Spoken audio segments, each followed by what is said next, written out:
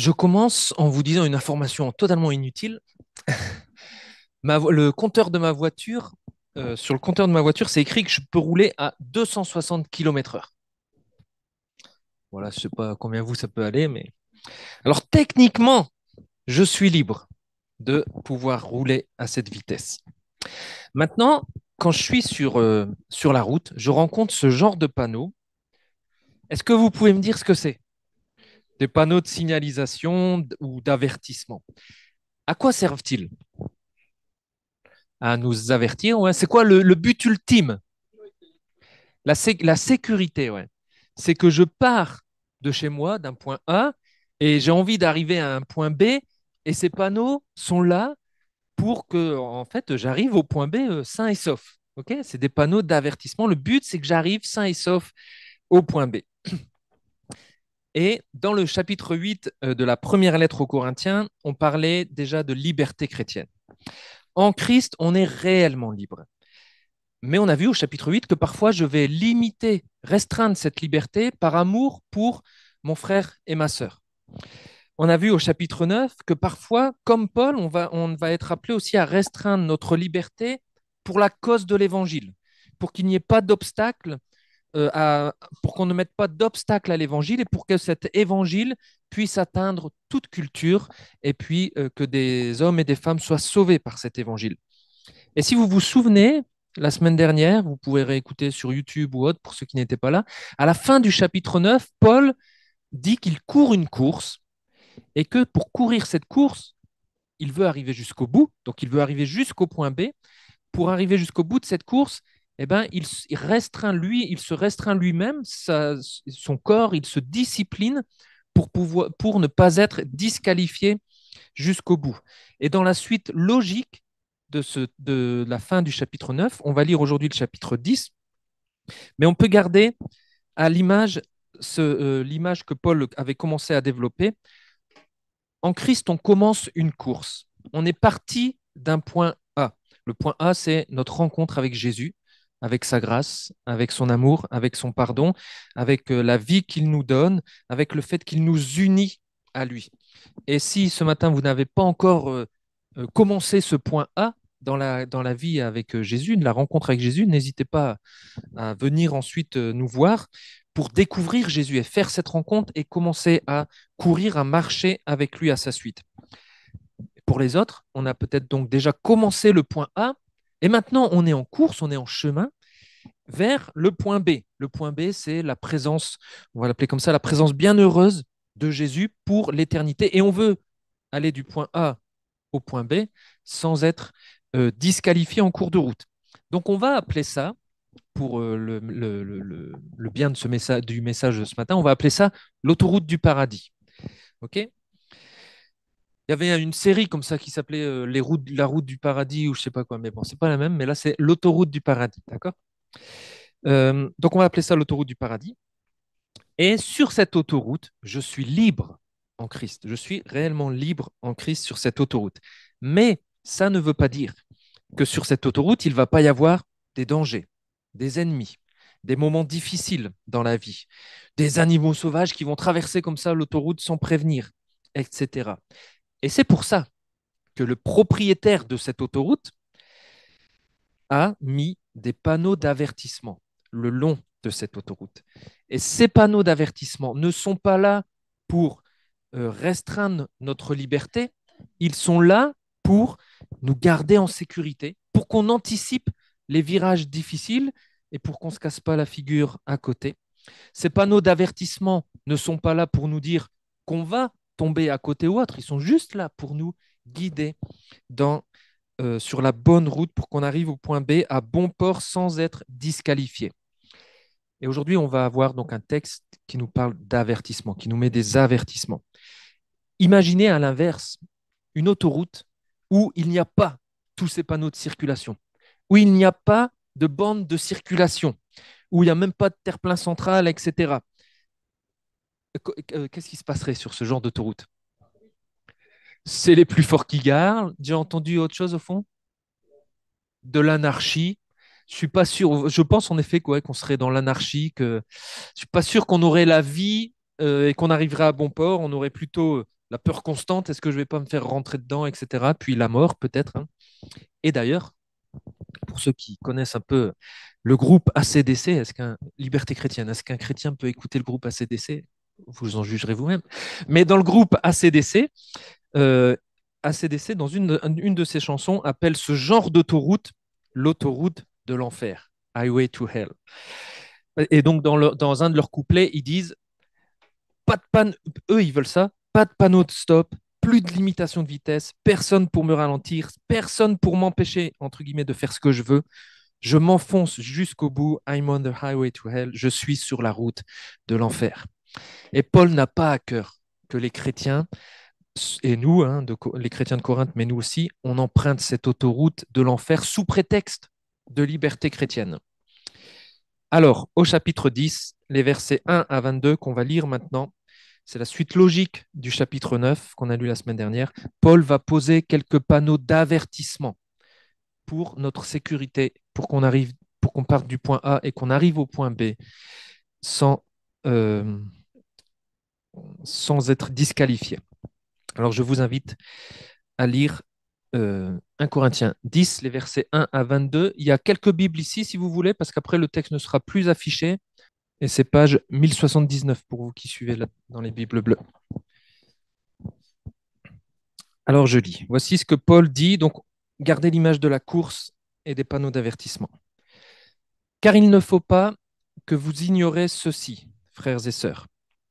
Après leur sortie d'Égypte, nos ancêtres ont tous marché sous la conduite de la nuée. Ils ont tous traversé la mer. Ils ont donc tous, en quelque sorte, été baptisés pour Moïse dans la nuée et dans la mer. Ils ont tous mangé une même nourriture spirituelle. Ils ont tous bu la même boisson spirituelle, car ils buvaient de l'eau jaillie d'un rocher spirituel qui les accompagnait. Et ce rocher n'était autre que Christ lui-même. Malgré tout cela, la plupart d'entre eux ne furent pas agréés par Dieu, puisqu'ils périrent dans le désert. Tous ces faits nous servent d'exemple pour nous avertir, de ne pas tolérer en nous de mauvais désirs comme ceux auxquels ils ont succombé. Ne soyez pas idolâtres, comme certains d'entre eux l'ont été, selon ce que rapporte l'Écriture. Le peuple s'assit pour manger et boire, puis il se leva pour se divertir.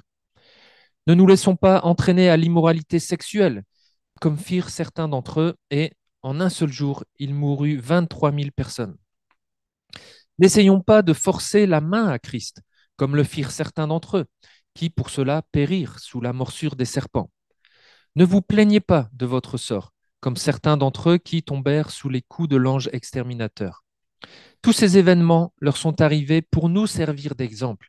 Ils ont été mis par écrit pour que nous en tirions instruction, nous qui sommes parvenus au temps de la fin.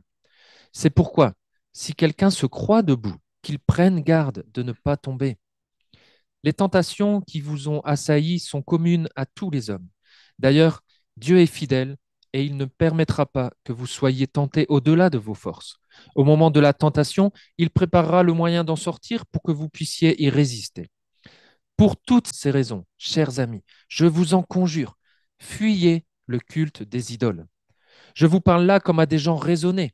Jugez vous-même de ce que je dis. La coupe de reconnaissance pour laquelle nous remercions Dieu ne signifie-t-elle pas que nous sommes au bénéfice du sacrifice de Christ qui a versé son sang pour nous? Et le pain que nous rompons ne signifie-t-il pas que nous sommes au bénéfice du corps de Christ offert pour nous? Comme il n'y a qu'un seul pain, nous tous, malgré notre grand nombre, nous ne formons qu'un seul corps, puisque nous partageons entre tous ce pain unique. Pensez à ce qui se passe dans le peuple d'Israël. J'entends Israël au sens national. Ceux qui mangent les victimes offertes en sacrifice, ne sont-ils pas au bénéfice du sacrifice offert sur l'autel? Cela signifierait-il qu'une viande, parce qu'elle est sacrifiée à une idole, prend une valeur particulière? Ou que l'idole est quelque réalité? Certainement pas. Mais je dis que les sacrifices des païens sont offerts à des démons et à ceux qui n'est pas Dieu. Or, je ne veux pas que vous ayez quoi que ce soit de commun avec les démons. Vous ne pouvez boire à la coupe du Seigneur et en même temps à celle des démons. Vous ne pouvez pas manger à la table du Seigneur et à celle des démons. Ou bien, voulons-nous provoquer le Seigneur, dont l'amour est exclusif? Nous croyons-nous plus forts que lui? Voilà le texte. Est-ce que vous voyez l'appel à la vigilance de Paul, que Paul lance ici. Un verset en particulier nous donne un bon appel à la vigilance. Vous le voyez? C'était long, hein, le texte, c'est vrai. C'est en plein milieu. Verset 12, ouais. Prenez garde que celui qui se croit fort prenne garde de ne pas tomber. Et je résume donc le gros panneau d'avertissement là que Paul nous pose et pose aux Corinthiens, c'est celui-ci.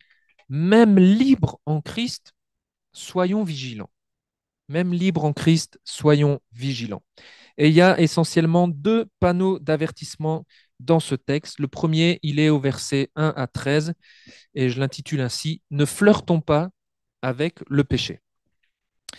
Là, vous avez vu dans les versets 1 à 13, Paul prend pour exemple l'histoire d'Israël, le peuple d'Israël. Il prend ça comme exemple, Paul, pour nous dire on n'est pas les premiers en fait à prendre l'autoroute du paradis. Il y en a d'autres qui sont passés avant nous et on peut tirer instruction, on peut être averti de de leur marche pour voir comment nous on peut marcher. C'est pour ça qu'à plusieurs reprises il dit il ne faut pas oublier nos ancêtres. Ou verset 6, tous ces faits nous servent d'exemple pour nous avertir. Un homme averti en vaut deux. Et puis verset 11, tous ces événements leur sont arrivés pour que ça serve d'exemple. On n'est pas les premiers à prendre, à emprunter cette autoroute du paradis. Et si vous préparez des randos, ben, parfois vous faites ça en fait. Vous cherchez les recommandations, les avertissements des précédents pour savoir comment vous allez marcher, faire cette randonnée aussi. Donc là, l'histoire du peuple d'Israël, c'est celle-ci. On apprend que c'est un peuple qui avait connu une grande libération. Pour faire vite, pour ne pas redire tout ce que Paul dit, ils étaient esclaves en Égypte, mais Dieu les en a libérés pour qu'ils puissent le servir, l'adorer, lui l'Éternel, le seul Dieu, comme on a chanté ce matin. Le but, c'est que le peuple adore l'Éternel Dieu uniquement. Donc ils étaient libérés et ils étaient tous, vous relèverez plusieurs fois ce mot, tous, tous, tous, ils étaient tous sous la présence, sous la protection et la direction constante et visible de Dieu grâce à la nuée. Le texte nous parle de la nuée. C'était la présence, la protection et la direction constante de Dieu.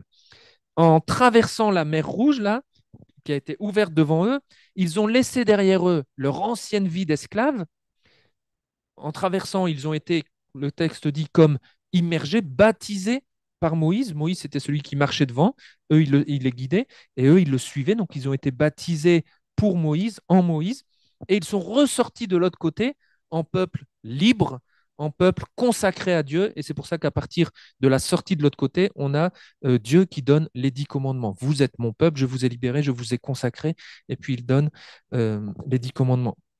Donc, ils ont été baptisés. Ils ont vécu quelque chose d'énorme. Durant leur euh, pérégrination, durant leur pérégrination, ils ont tous mangé la manne venue du ciel, la nourriture spirituelle dont il est question, la manne venue du ciel, qui leur apprenait aussi qu'on ne dépend pas que du pain qu'on mange, mais aussi de toute parole qui vient de la bouche de Dieu. Et dans le désert, ils avaient régulièrement soif. Et là, le texte nous dit que Dieu est régulièrement comparé à un rocher dans l'Ancien Testament, mais ce rocher les accompagnait et pourvoyait en eau. On se souvient notamment de la fois où Moïse a fait sortir de l'eau d'un rocher. Donc, il pourvoyait en eau. Donc, tous dans le peuple d'Israël avaient connu une merveilleuse et grandiose libération. Est-ce qu'on peut dire que c'était vraiment un truc énorme qu'ils avaient vécu? Oui. Et tout cela, on imagine que ça aurait dû les garder dans l'obéissance. Mais, mais la chute n'est pas bonne. Verset 5, malgré tout cela, malgré toutes les bénédictions, ils étaient partis du point A, leur point A, voilà, c'était après la mer Rouge, ils sont partis du point A, malgré toutes les bénédictions, ils n'ont pas atteint le point B, le pays promis que Dieu avait prévu pour eux. Seules 2 personnes ont pu entrer dans ce pays promis, Josué et Caleb. Le reste du peuple, le texte dit, la plupart d'entre eux, enfin s'il n'y en a que 2, c'est vraiment plus beaucoup, mais la plupart d'entre eux n'ont pas atteint le pays promis par Dieu. Ils ont bien commencé, mais ils ont mal fini. Et Paul dit que cette histoire, elle doit nous servir d'exemple. Les chrétiens de Corinthe, et nous aussi, on vit à peu près la même chose qu'eux. On connaît grâce à Jésus, une grande libération. On était esclaves du péché, mais Dieu nous en libère pour qu'on puisse le servir et l'adorer lui seul. On est libéré par Christ et on marche conduit par sa présence, par sa protection, par sa direction constante et tangible aussi, parce qu'il a dit, je serai avec vous tous les jours de ma vie et j'habiterai en vous, en nous, dans nos cœurs par l'Esprit. On est aussi baptisé en Christ et quand on plonge réellement dans les eaux du baptême, souvent, et Paul le dit aussi, eh ben, en plongeant, on laisse notre ancienne vie d'esclave au péché, on symbolise ça, on laisse notre ancienne vie d'esclave au péché pour vivre maintenant une nouvelle vie libérée, consacrée à Jésus-Christ. On vit la même chose que régulièrement, on vient de le faire.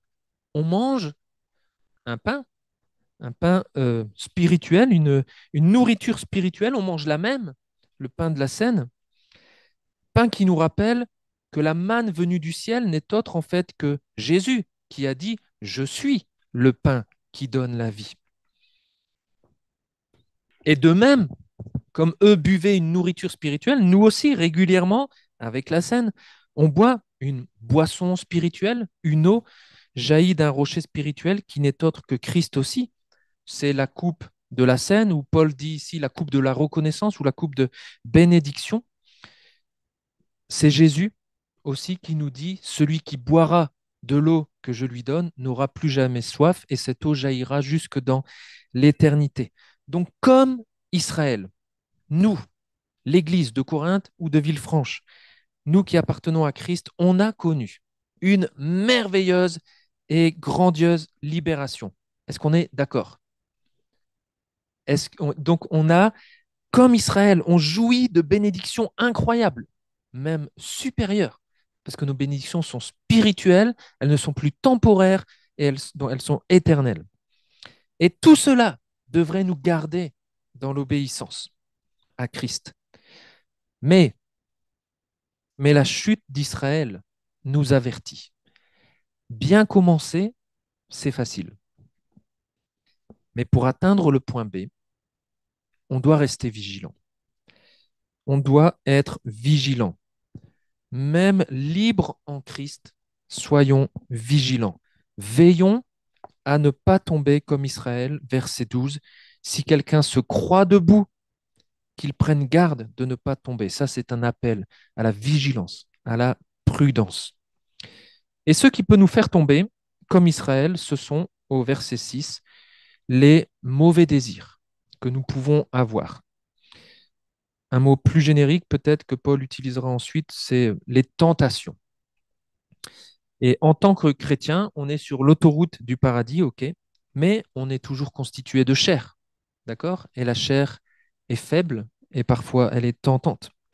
L'autoroute du paradis, elle commence ici, sur Terre, au milieu de ce monde, qui est aussi, lui, tentant parfois. Donc il y a des dangers comme ça autour de cette autoroute, des tentations. Et c'est pour ça que Paul pose ensuite, là, dans les versets qui suivent, 4 panneaux de signalisation pour nous avertir des tentations que l'on pourrait rencontrer sur cette autoroute et avec lesquelles on ne devrait pas flirter. Et au passage, les 4 tentations que Paul mentionne et dans lesquelles Israël est tombé sont tous en lien avec de la nourriture. Et vous vous rappelez que Paul, dans les chapitres 8, 9, 10, est en train de répondre à une question des Corinthiens qui concernait la nourriture, la viande sacrifiée aux idoles. Et là, toutes les tentations qu'on voit, elles ont tout un lien avec de la nourriture aussi. De la nourriture qui était couplée au culte aux idoles. Donc Paul, en fait, il est fin. Enfin, il est fin. Il voit plus loin que juste la question des Corinthiens. C'est comme s'il est en train de leur dire, derrière cette question des viandes sacrifiées aux idoles, soi-disant de liberté chrétienne, les amis de Corinthe et puis de Villefranche, est-ce qu'il n'y a pas en fait des mauvais désirs qui sont là, qui sont en train de naître, des tentations qui vous animent et qui en fait risqueraient de vous faire tomber, de vous détourner de Christ? Vous avez bien commencé, mais est-ce que vous n'êtes pas en train de vous laisser détourner de Christ en alimentant un mauvais désir? Vous dites que vous voulez manger de la viande sacrifiée aux idoles, mais est-ce qu'en fait, il n'y a pas plus? Et on peut se poser la question pour nous aussi.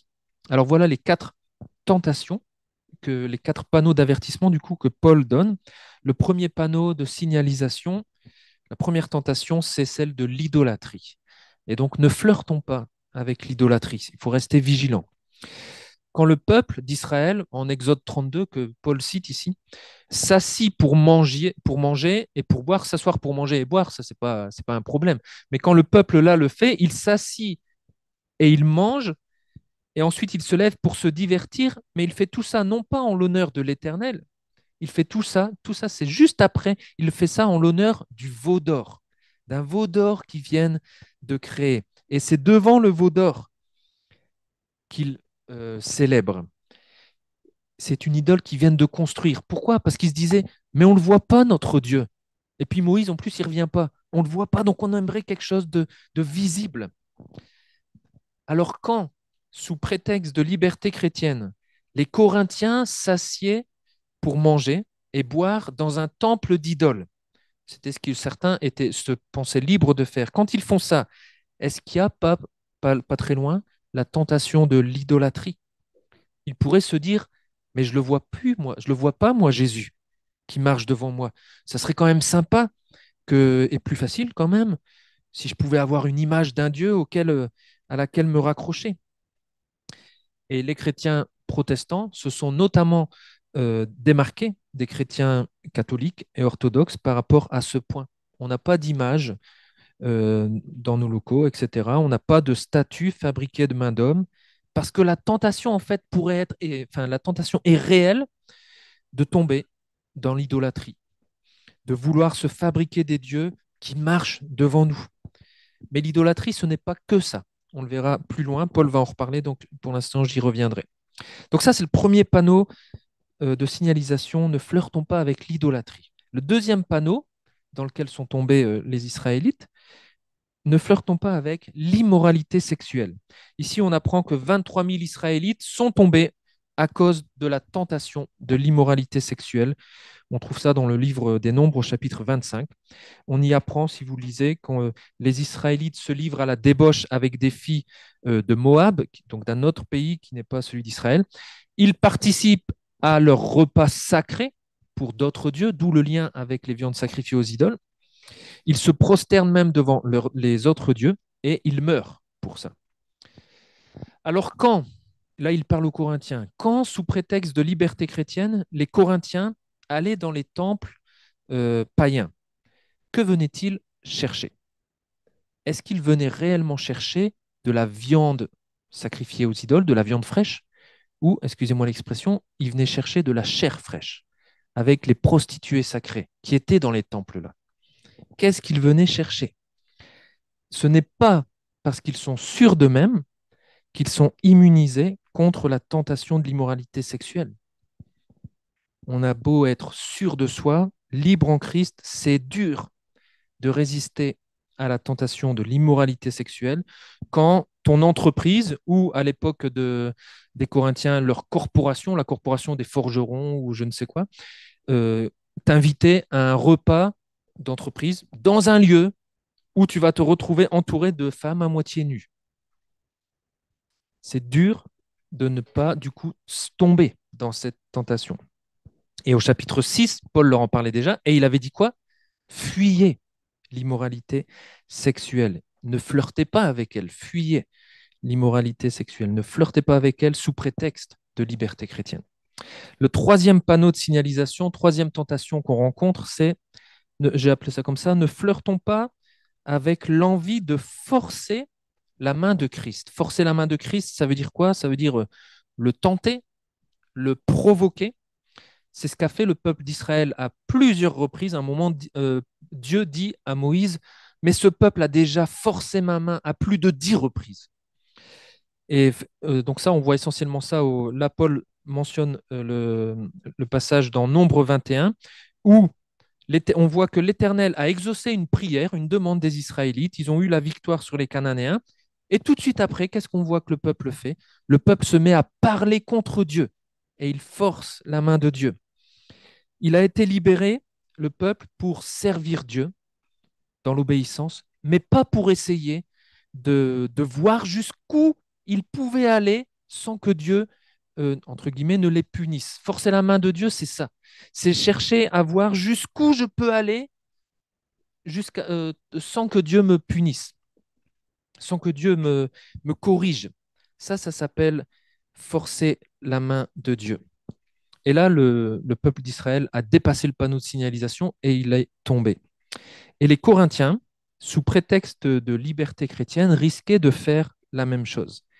Ils commençaient, ça peut être le cas aussi pour nous, quand on commence à étirer notre liberté au maximum pour voir jusqu'où on peut aller, jusqu'où on peut satisfaire nos mauvais désirs sans être jugé par Dieu. Parce que peut-être que certains des Corinthiens peuvent dire la même chose que nous, on peut se dire parfois aussi, on est sous la grâce, après tout. On est libre. Dieu est indulgent. Dieu est amour. On ne peut pas perdre notre salut.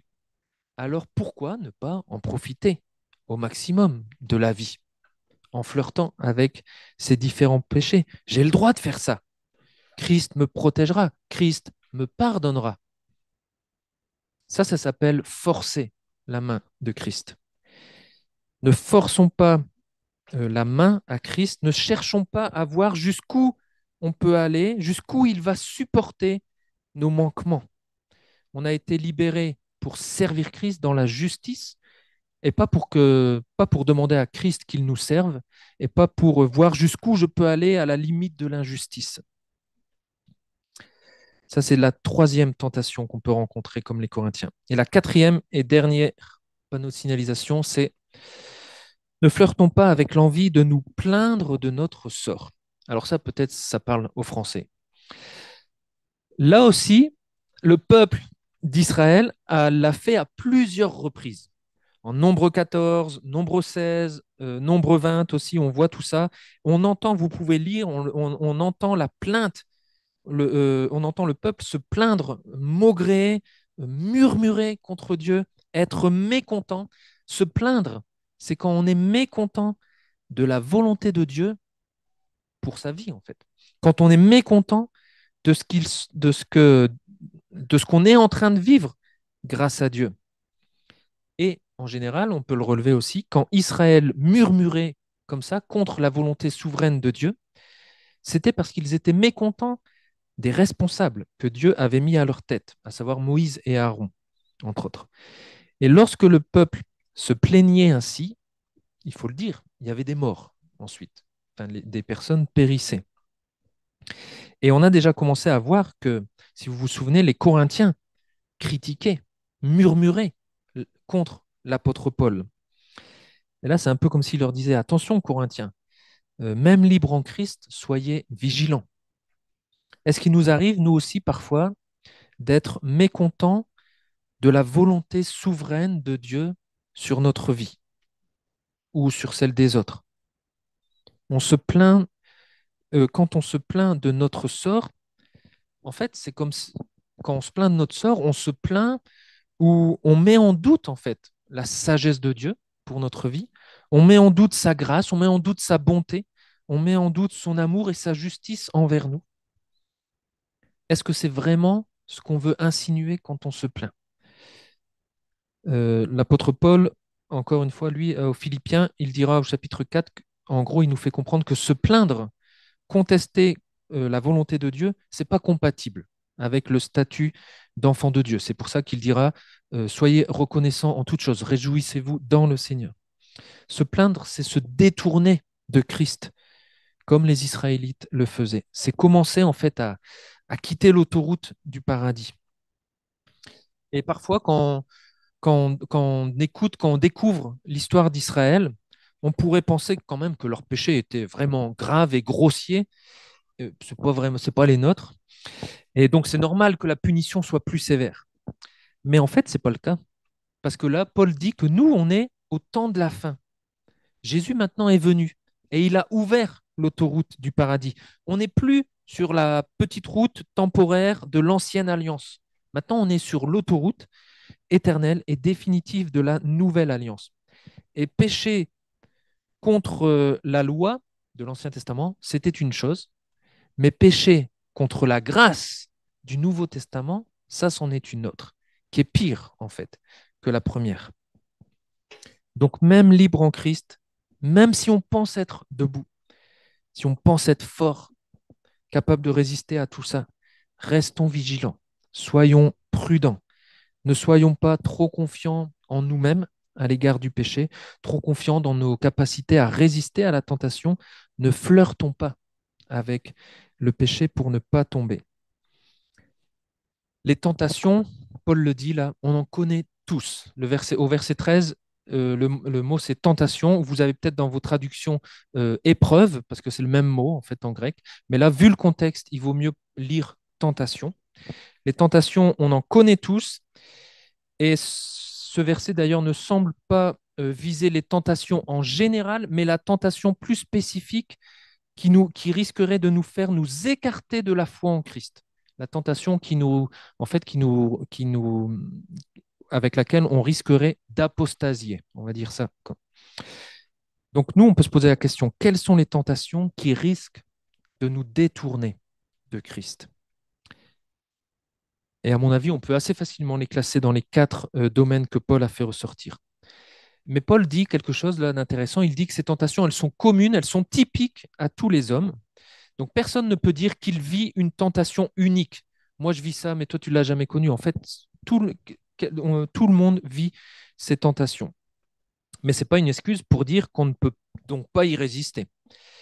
Mais ce verset 13, il est quand même super encourageant parce que là, on vient de voir que Paul a posé plusieurs panneaux de signalisation avec lesquels on pourrait être apeuré. On pourrait se dire, purée, il y a quand même des dangers sur cette autoroute. Mais donc, du coup, c'est bon d'avoir ce verset 13 parce qu'on y lit que Dieu est fidèle. Quand notre fidélité à Dieu va être mise à l'épreuve, on peut s'appuyer sur le fait que Dieu est fidèle et c'est en lui qu'on va trouver le secours. Dieu ne permettra pas que nous soyons tentés au-delà de nos forces. Donc personne, quand il est tenté, ne peut dire bah, c'était plus fort que moi, je ne pouvais pas résister. C'est faux en fait. On pêche parce qu'on le veut bien. Mais Dieu est fidèle. Au moment de la tentation, il préparera, le texte dit, le moyen d'en sortir pour que vous puissiez y résister. C'est le moyen. Il n'y en a pas plusieurs en fait. Il n'y a pas plusieurs moyens de sortir de la tentation. Et le moyen du coup de sortir de la tentation, c'est de la traverser en fuyant. Paul avait déjà dit fuyez l'immoralité sexuelle et tout de suite après, là, il va dire fuyez l'idolâtrie.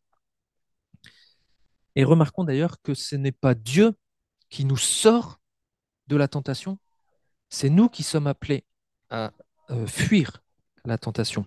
Donc oui, il y a Dieu qui agit aussi, mais il y a aussi notre part. Et il nous donne notamment ce qu'il nous faut pour qu'on puisse y résister. Et ce qu'il nous donne, c'est sa grâce extraordinaire qui nous procure la détermination nécessaire pour résister à ce qui nous attire et être en mesure ainsi de ne pas céder et au contraire de fuir pour rester debout en Christ sans être disqualifié. Donc voilà, sur l'autoroute du paradis, il y a parfois des zones comme ça de tentation. Si vous avez un coyote sur cette autoroute, un coyote qui vous détecte les radars, là, il vous mettrait attention, zone de danger, zone de tentation. Donc vous êtes au courant. Et puis ensuite, on peut du coup la traverser sans apostasier, sans nous détourner de Christ. Et on peut être certain que Dieu gardera tous ceux qui sont à lui, il les gardera pour qu'ils arrivent jusqu'au point B. Donc si actuellement vous avez l'impression que vous roulez sur une autoroute sans panneaux, où vous vivez en fait l'enfer, où vous vivez de multiples tentations, sans pouvoir y résister, ben, je vous invite à venir rencontrer Jésus, celui qui pourra vous faire débuter au point A sur l'autoroute du paradis, celui qui pourra commencer à vous purifier, à vous nettoyer, à vous faire éviter toutes ces tentations. Et pour ceux qui sont déjà sur cette autoroute, même libre, gardons ça en mémoire, même libre en Christ, soyons vigilants, ne flirtons pas avec le péché. Et le second gros avertissement que Paul donne, un avertissement qui est aussi pressant, il commence au verset 14, ne flirtons pas avec le culte des idoles. Et là, on revient avec la question initiale un peu des Corinthiens. Au-delà de la viande sacrifiée aux idoles, ils se demandaient est-ce que je peux manger de la viande sacrifiée aux idoles. Paul voit du coup la tentation, le danger plus grand pour les Corinthiens d'être attirés par les idoles et de céder au culte des idoles par compromis ou par pression sociale, parce que tous mes collègues y vont, ben, j'y vais aussi. Et puis petit à petit, je me laisse entraîner dans le culte des idoles. Alors qu'on est appelé à rendre un culte qu'à Dieu en Jésus-Christ par l'Esprit. Et dans les versets 15 à 21, si vous avez une traduction plus littérale, vous verrez mieux qu'il y a un mot qui ressort tout le temps. On ne le voit pas trop dans la traduction que j'ai lue là. C'est écrit dans cette traduction, c'est écrit on est au bénéfice, au bénéfice. Mais dans les traductions plus littérales, c'est on est en communion. En communion, communion, communion, communion, ça c'est le mot qui revient tout le temps. Parce que Paul veut faire comprendre aux Corinthiens et à nous le problème fondamental de l'idolâtrie. Il faut se rappeler qu'un chrétien, Paul l'avait dit au chapitre 1, versets 1 à 9, un chrétien est uni à Christ. Il est en communion avec Christ. La scène, là le texte dit la coupe de reconnaissance ou la coupe de bénédiction, et le pain nous rappelle que nous sommes en communion avec Christ, en communion avec son sang, c'est-à-dire que nous sommes au bénéfice de la vie qu'il a donnée pour que nous on puisse avoir la vie, et on est en communion avec son corps rompu, c'est-à-dire on est au bénéfice de son corps, de son sacrifice qui a rendu Dieu propice pour que nous on puisse être réconciliés avec lui. Et cette communion avec Christ, c'est vraiment une communion, une union très intime et profonde, presque comme un homme et une femme. On ne fait plus qu'un avec Christ. Et tout d'ailleurs, dans ce passage, si vous regardez bien le texte, tout montre l'unité, l'unicité, tout montre l'union. C'est écrit, il y a le pain, le sang, un. C'est que un seul truc. Tout montre ça. Et le verset 17 rappelle aussi que puisqu'on est unis à Christ, en communion avec lui, ben, forcément, on est unis aussi avec tous ceux qui sont unis à Christ, puisqu'il y a un seul point, on est unis, on est dans ce point, donc tous les autres qui sont dans ce point, ben, on est unis tous ensemble. Et le verset 17 nous dit, même si on est plusieurs comme aujourd'hui, même si on est plusieurs, on ne forme qu'un seul corps, son Église. Donc on est en communion aussi, les uns et les autres. Et quand on prend ensemble la scène, on se rappelle qu'on est tous solidaires dans ce corps. Et en pensant aux Corinthiens, vous vous rappelez qu'il commençait à y avoir des divisions, des factions dans cette église. Et bien Paul, là, il est en train de leur dire aussi, mais c'est impossible que l'église, le corps de Christ, se divise en deux, avec une faction qui dit, moi, je peux aller dans les cultes païens, et puis une autre qui dit, non, non, on ne peut pas y aller. Personne dans ce corps de Christ, personne ne vit pour lui-même. On appartient tous à Christ, donc on s'appartient tous les uns aux autres. On ne peut pas couper le corps de Christ en deux. Et il y aurait là plein d'implications qu'on pourrait développer. Mais Paul, c'est pas dessus que Paul insiste. Paul revient là au verset 18 après sur la communion, en prenant l'exemple cette fois-ci d'Israël, qui à l'époque pratiquait encore des sacrifices sur l'autel. Et il dit, mais quand vous mangez cette viande, vous êtes en communion avec l'autel.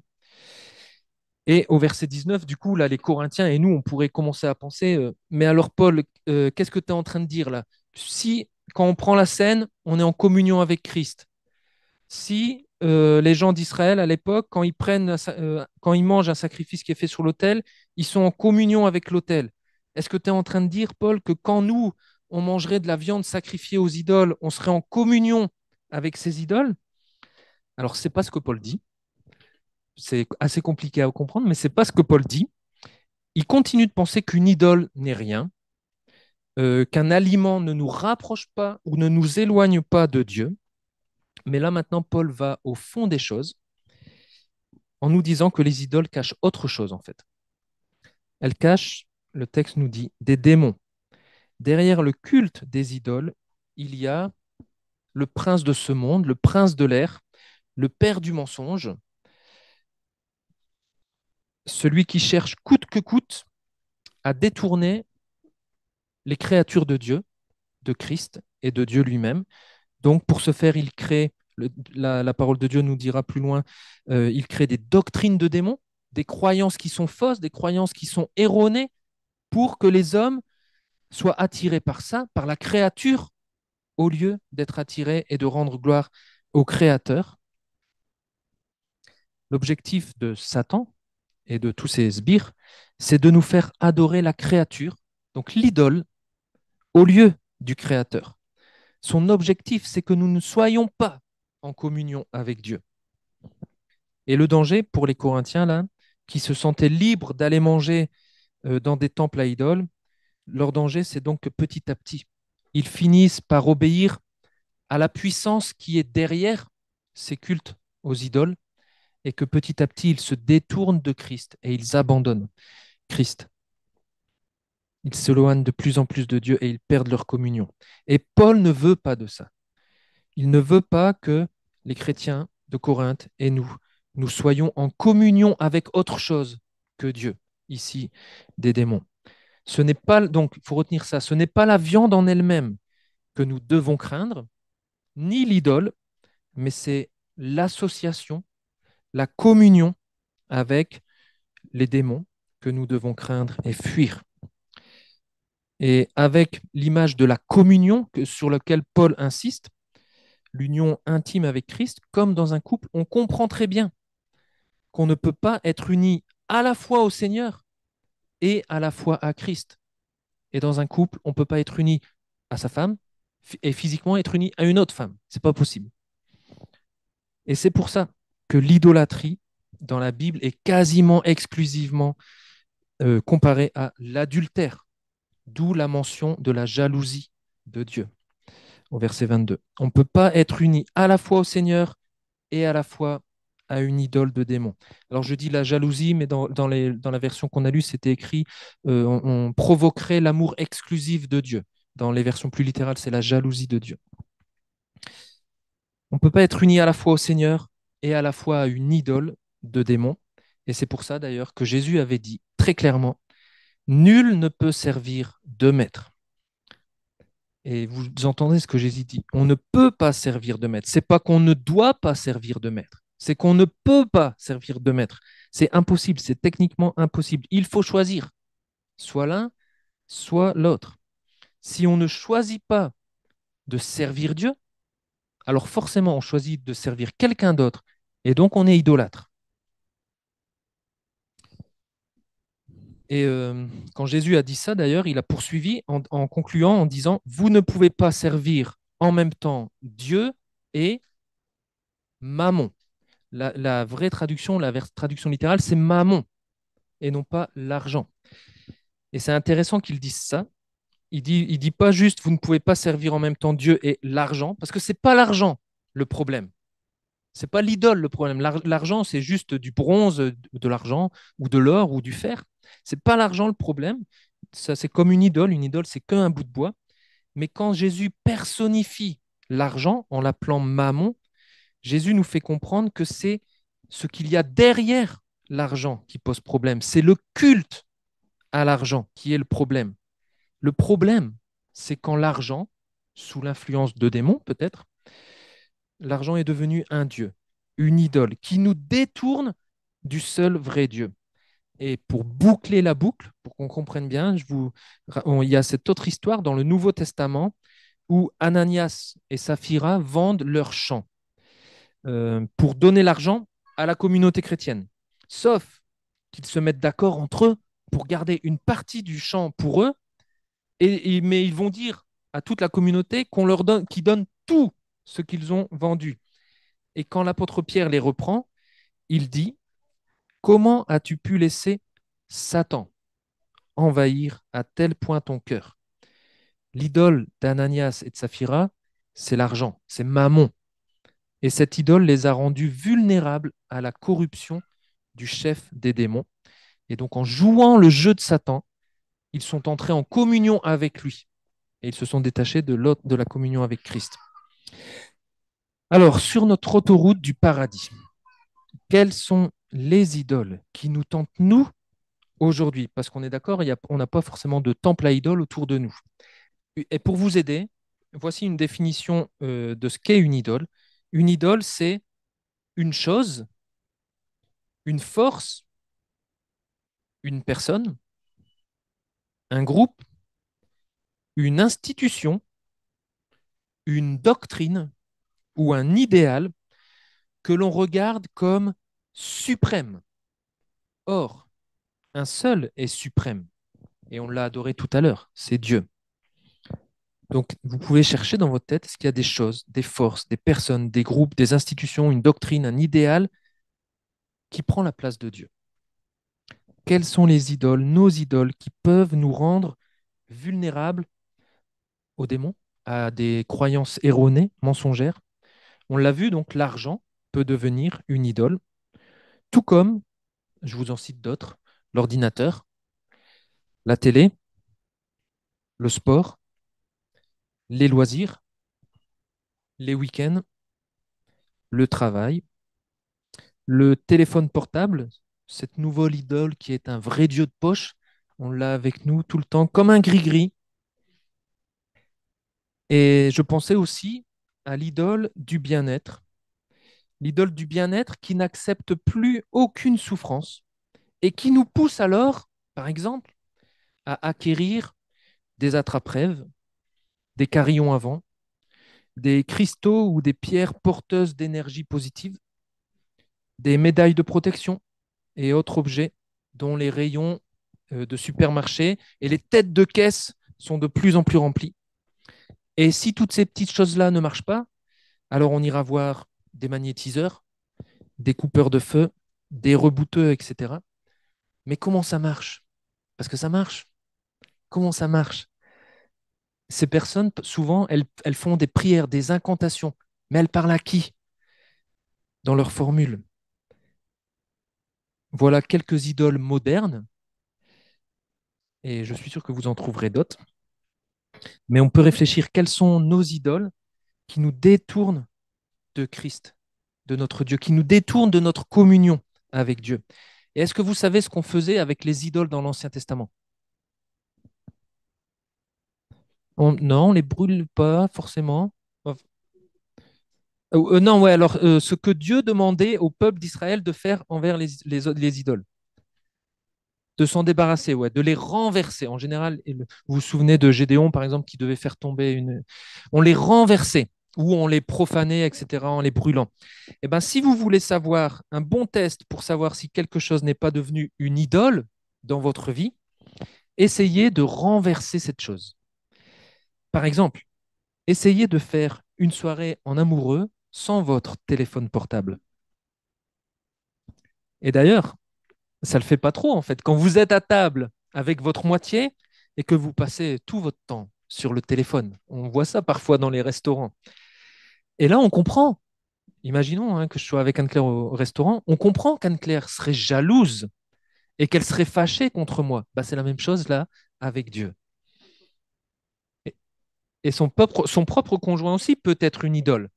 Quand on ne peut plus. Ouais, ouais, ouais, tout à fait. Si vous voulez un peu travailler cette question de quelles sont nos idoles, il y a un livre de Timothée Keller qui s'appelle Les idoles du cœur. Et il vous montre bien comment, ce qu'est une idole, etc.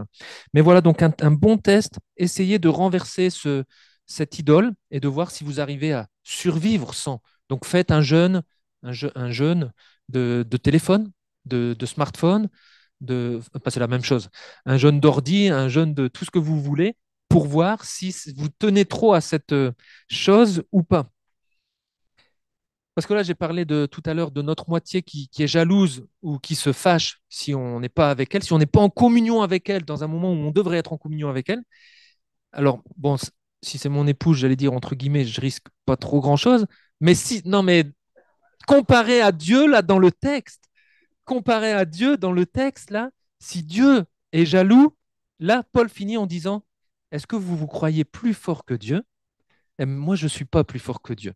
Si Dieu est jaloux et se fâche contre moi, je ne tiens pas. Donc Paul, c'est ce que là, Paul finit en disant ça, voilà. Encore une fois, il leur dit, même libre en Christ, les amis, soyons vigilants, ne flirtons pas avec les idoles. L'objectif, c'est de rester confiant en Christ et non en autre chose. Alors voilà, je conclus. On est libre en Christ, réellement libre en Christ, mais même libre en Christ, soyons vigilants. On est parti du point A, et pour l'instant, jusqu'à notre mort, ou jusqu'à ce que Jésus revienne, on n'est pas encore arrivé au point B, le pays céleste. Donc sur cette autoroute, sur cette course, eh ben, soyons vigilants, ne flirtons pas avec le péché, ne flirtons pas avec les idoles. Et si vous avez un souci avec l'un ou l'autre, n'hésitez pas ensuite à discuter autour de vous ou à venir me voir.